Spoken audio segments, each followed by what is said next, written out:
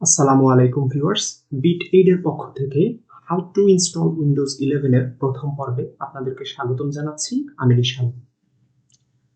কথা না বাড়িয়ে শুরু করা যাক। আমাদের প্রতিদিনকার জীবনের প্রয়োজনীয় ডিভাইসগুলো, যেমন ধরুন মোবাইল, কম্পিউটার, এই সকল জিনিস চালাতে একটি বিশেষ ধরনের সফটওয়্যার লাগে। যে সফটওয়্যারটির কাজ হলো কার্নেলের মাধ্যমে আমাদের ডিভাইসে থাকা প্রোগ্রামের সাথে হার্ডওয়্যারের একটি সমন্বয় গঠন করা।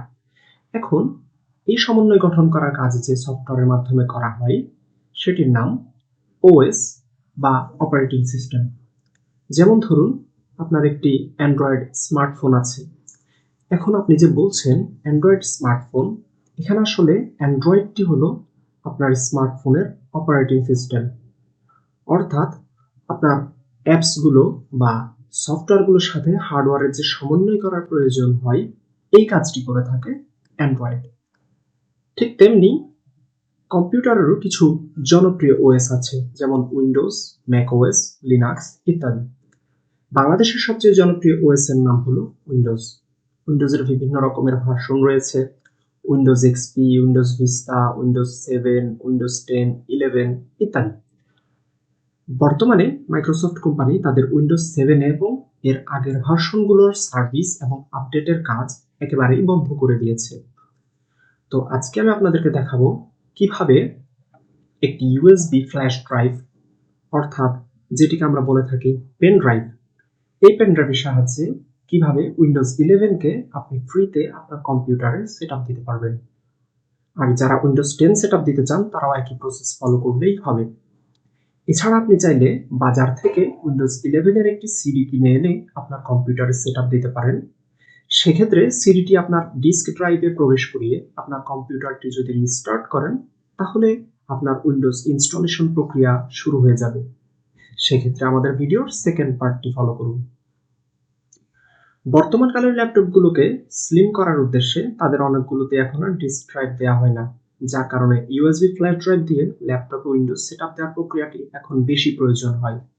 এবং এই জন্যই আজকে আমি আপনাদেরকে দেখাবো কিভাবে উইন্ডোজ 11 এর জন্য একটি ইউএসবি ফ্ল্যাশ ড্রাইভ তৈরি করতে হবে। প্রথমে আমাদের উইন্ডোজ ইনস্টলেশন মিডিয়াটি ডাউনলোড করতে হবে। এই টুলের ডাউনলোড করার লিংক আমি ডেসক্রিপশন বক্সে দিয়ে দিয়েছি। প্রথমে আমরা লিংকে যাই। এখানে নিচে স্ক্রল করে ক্রিয়েট উইন্ডোজ 11 ইনস্টলেশন মিডিয়ার নিচে ডাউনলোড নাও বাটনে ক্লিক করলাম। ক্লিক করার পরে এই ফাইলটি ডাউনলোড হবে। এরপর এই ফাইলটিকে ওপেন করি।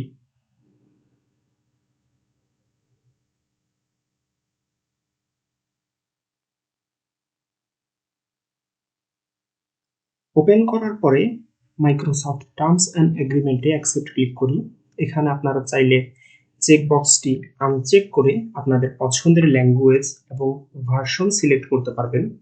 যেহেতু আমাদের এখানে সবকিছুই বাই ডিফল্ট সেট করা রয়েছে আগে থেকে, তাই আমরা নেক্সট বাটনে ক্লিক করছি।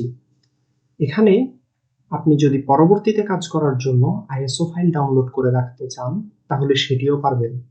আর যেহেতু আমি ইউএসবি ফ্ল্যাশ ড্রাইভ বুটেবল করব, তাই আমি এই অপশনটি সিলেক্ট করলাম। এরপরে আমার ইউএসবি পেন ড্রাইভটি সিলেক্ট করে নেক্সট ক্লিক করি।